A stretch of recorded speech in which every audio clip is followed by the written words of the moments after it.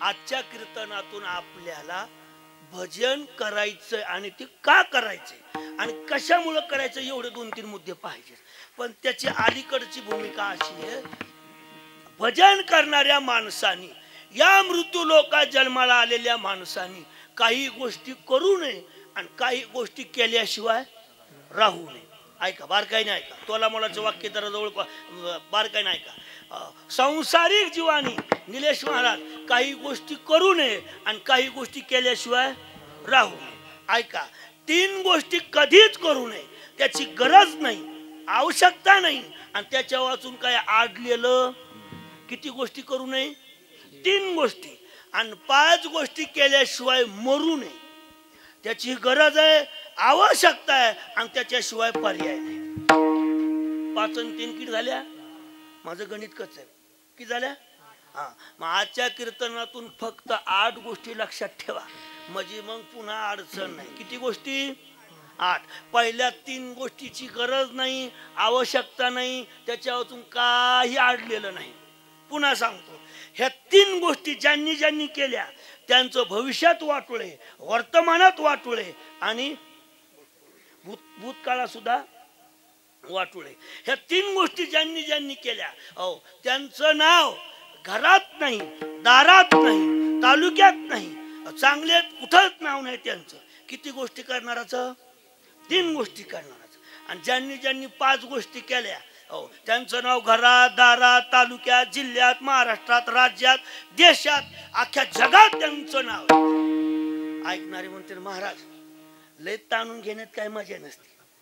पटकन सांगा 3 कोणच्या आणि 5 कोणच्या, म्हणजे तुम्ही मोकळे आणि आम्ही मोकळे. 8:45ला थांबायचं, स्वयंपाक तयारी, पावसाचे दिवस आहेत, आभाळ गज भरलेले, आला पाऊस तर तुमचा तर घोटाळा पण आमचा डबल घोटाळा. सांगू का? ऐका, 3 गोष्टीची सुरुवात प अक्षरापासून आहे. कोणतं? प. आणि 5 गोष्टीची सुरुवात भ अक्षरापासून आहे. आता मला जितक्या शक्य आहेत तितक्या सांगतो. मी सगळ्याच पाठ केल्यात पण वेळेच्या अभावी, आहे की नाही. ऐकणारे म्हणतो तुम्हाला जितकं पाठ तितकंच नाही, सगळ्या पाठ केल्यात मी, पण 9ला थांबायचं म्हणून. आता एका गोष्टी 2 मिनिटं बोलले तर 3 दोन्ही किती मिनिटं झाले? झोपले काय तुम्ही? 3 दोन्ही किती मिनिटं झाले? 6 मिनिटं, बरोबर आहे. आणि एका गोष्टी 3 मिनिटं म्हणलं तर 9 मिनिटं होईल. आपल्याकडे 10-15 मिनिटं शिल्लक आहेत. मग 5 आपण अगोदर का 3 सांगू अगोदर?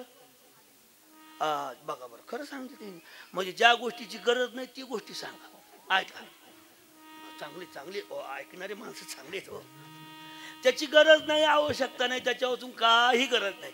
3 गोष्टीची सुरुवात पहिली, त्या 3 गोष्टीची सुरुवात कोणत्या अक्षरापासून आहे?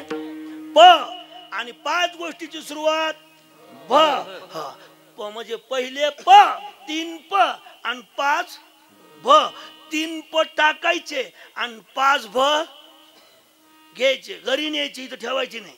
ऐका, प पहिलं, प मधलं पहिलं अक्षर आहे प. परनिंदा. दुसऱ्याची निंदा कधीच कोणी करायची नाही. ज्या माणसाने दुसऱ्याची निंदा केली त्याचं भूतकाळात वाटोळे, भविष्यकाळात वाटोळे आणि वर्तमानात वाटोळे. ऐका, परनिंदा केल्यावर तुम्ही केलेले पाप तुमच्या माथी लागतात, यात नवल नाही. ऐका, न केलेले पाप सुद्धा तुमच्या माथी लागतात. काय म्हटलं मी तुम्हाला? जागेत का तुम्ही? परत सांगतो. पहिलं प, परनिंदा.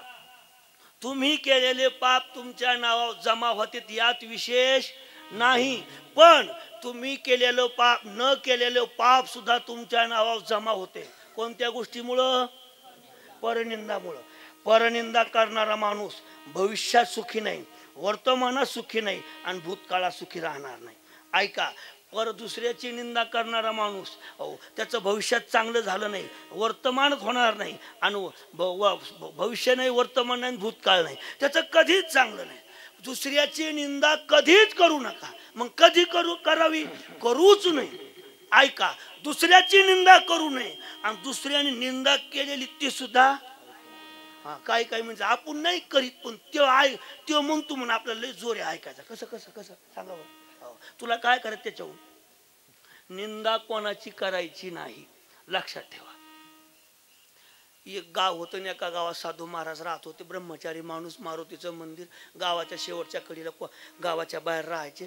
प्रत्येक आमच्या माता भगिनी तिचं महाराज जवळ जायच्या. महाराज मी तुम्हाला आज आमच्या घरचा डब्बा आणून देते. चांगली गोष्ट आहे. साधू महाराज म्हणजे आणून द्या. रोज एक महिला डब्बा देऊन द्यायची साधूला घरी. उदाहरण बारकाईने ऐका. साधू महाराज खायचे, आपले आराम करायचे. एक दिवशी आमच्या अशा आजीसारखी म्हातारी त्या साधूकडे गेली. आता कशाला जावा म्हातारीने गेली. त्या साधू महाराज म्हणजे महाराज उद्या मी तुम्हाला धपाटे आणून देते. धपाटे कळते तुम्हाला? धपाटे धिरड काय असेल ते धपाटे आणून देते. साधू महाराज म्हणले द्या आणून. म्हातारीने चांगले धपाटे केले. कांदा लसूण कोथिंबीर आमकं तमकं सगळे जिरे अगदी खमखमीत धपाटे केले. दह्याची वाटी, हिरवा मिरच्याचा काय म्हणते तुमच्याकडे? ठेसा. मला वाटलं खरडा म्हणतात करून. काही भाषेत बदल असल्यामुळं ठेसा.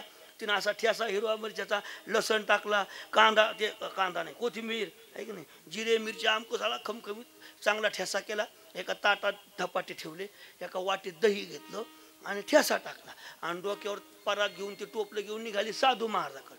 पण जे साधू महाराज जिथं राहत होते त्याच्या अलीकडे एक मोठा डोंगर होता आणि त्या डोंगरावर गरुड नावाचा पक्षी राहत होता.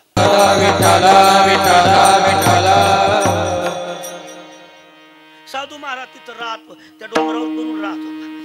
नेमकं काय झालं, म्हातारी ते टोपलं घेऊन चालली त्या धपाट्याचं आणि नेमकं त्या गरुडाने कोबरा नावाचा साप पकडला. असं त्याच्या पायात धरला आणि त्याला पिळ मारला. पिळ मारला की ते सापाच्या तोंडातून गरळ खाली पडायची. नेमकी म्हातारी तिथून चालली, ती गरळ त्या दह्याच्या वाटीत पडली. म्हातारी त्या आश्रमात गेली. साधू महाराज बसले, पाणी शिंपडलं, पान वाढलं, पाणी शिंपडलं. म्हातारीने 2 धपाटे ठेवले, एवढा ठेसा ठेवला, एका वाटीत दही दिलं. महाराज करा सुरुवात. महाराजांनी आपलं ब्रह्मार्पण ब्रह्मावीर श्लोक म्हणला, वदनी कवळ पाणी पिळून सुरू केलं. 2 धपाटे खाल्ले, होऊ नये ते झालं. महाराजाला चक्कर आली. पांडुरंगा धाव म्हणून साधू खाली पडांगत प्राण झाला. साधू मेला. आता हे साधू मारण्याचं पातक लावायचं कोणाच्या डोक्यावर?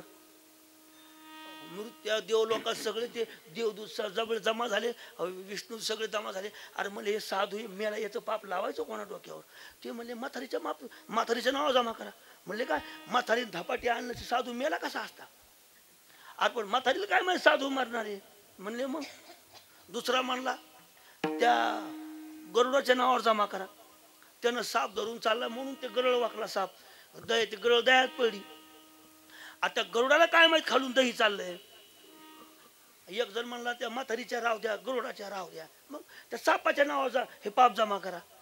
अहो त्या सापाला काय माहित धरलंय गरुडानी, खालून म्हातारी जाणार आहे. म्हणले मग एक काम करा.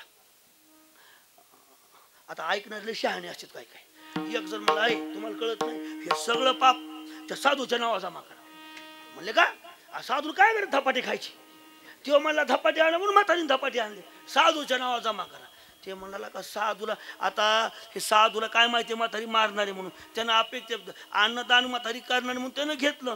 मग बाकीचे म्हणले हे नाव कोणाच्या जमा करायचं? ते म्हणले एक काम करा. यमदूत म्हणले तुम्ही ते पापाचं गठुडं घ्या आणि चला म्हणले मृत्यू लोक. आले ते फिरत फिरत फिरत महाराष्ट्रात आले, पुणे जिल्ह्यात आले, बारामती तालुक्यात आले. नेमके बारामतीतून तिकडून निघाले आणि आपल्या करावाघजवळ आले. आता प्रत्येक गावात जितके चांगले माणसं, जितके सुंदर माणसं, तितकेच बेकार माणसं प्रत्येक गावात. आता तुमच्याकडं नाही, आमच्याकडं सांगतो, बरोबर आहे दाजी? प्रत्येक गावात चांगले माणसं, पण प्रत्येक गावात तितकेच बेकार माणसं. प्रत्येक गावात एक कुचर वाटा असतो. कोणचा वाटा? कुचर वाटा. तिथं अख्ख्या सगळ्या गावातले धुणे धुतले जाते. तू कोबऱ्याचं प्रमाण आहे, मनानं नाही बोलत. तू का म्हणे जैसा कुचराचा दाना. हा, तू कोबऱ्याचं प्रमाण असं आहे. महाराज म्हणले सगळे माणसं तिथं येतात आणि हरिपाठ सुरू करतात. असं होतंय का? कुचरवाट्या हरिपाठ असतो का? नाही नाही. सगळे जमा झाले आणि तिथं चर्चा करू लागले. म्हातारी बावळट असन, नाही तर महाराजात घोटाळा असेल. महाराज मेला म्हणजे यायचा काहीतरी जांगड गुत्ता असन. महाराज कसा मेला? त्यानं काहीतरी बाहेरचं खाल्ला असन, आमकं खाल्ला असन. हे लागले निंदा करायला. तितक्या शेजारून देवदूत चालले होते. देवदूत म्हणले थांबा थांबा, इकडे या, इकडे या. ते पापाचा आणा म्हणले गठुडं माझ्याकडे आणि यांच्या नावावर जमा केला. त्यांच्या सगळ्याच्या नावावर जमा केले. 8 दिवसात पॉझिटिव्ह काढले सगळेच आणि हानीत हानीत वर नेले. कोणी?